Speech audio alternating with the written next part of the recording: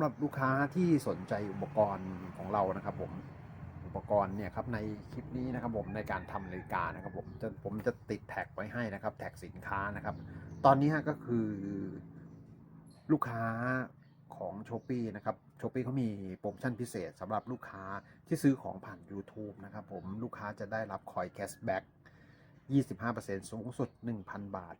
ก็คือซื้อตั้งแต่500 บาทขึ้นไปต่อออเดอร์นะครับผมสำหรับออเดอร์ที่เกิดขึ้นในช่วงวันที่ 21 ถึงวันที่ 25 ธันวา